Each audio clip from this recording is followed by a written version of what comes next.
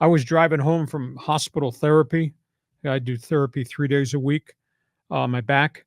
And I got a text from hockey friends that said, "You're not going to believe this. Johnny Hockey has died." And I immediately knew who they were talking about. Johnny Gaudreau, a Columbus Blue Jackets high scoring forward, formerly young star with the Calgary Flames. He and his brother were biking in New Jersey, in rural New Jersey, Thursday night. It was not even sunset yet, and got hit by a drunk driver, a guy that was weaving in and out of lanes and pulled out into a lane, saw a truck coming, pulled back into the lane, pulled right into the two bikers and killed them instantly. Oof. Terrible, terrible story. The driver had a .19 blood alcohol count, admitted that he had 6 beers before he got in his car. Johnny Gaudreau, Boston College star, American-born, 243 goals in his career with Calgary and then with Columbus. I tried to think, my heart went to the floor because I follow this kid, I know this of this kid, etc. And my heart went to the floor, and I just thought, what a terrible story. And then I found out that he and his brother were there because their sister was getting married the next day, and they were going to be in the wedding party. And they died instantly. It was just terrible. And the outpouring of emotion in hockey is unbelievable.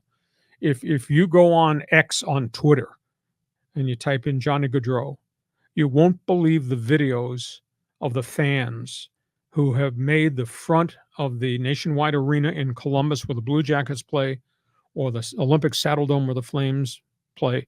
They made them into shrines. Flowers, hockey gear, jerseys, pennants. The outpouring of emotion has been amazing. And the Toronto Blue Jays, at home plate before their game on Friday, I think, had a moment of silence for Johnny Hockey. Nice. It's just been absolutely amazing. And I tried to think of him, what made him different. He was a mighty mite. He was small, and he was crafty, and he was quick, and he could score. It was his smile.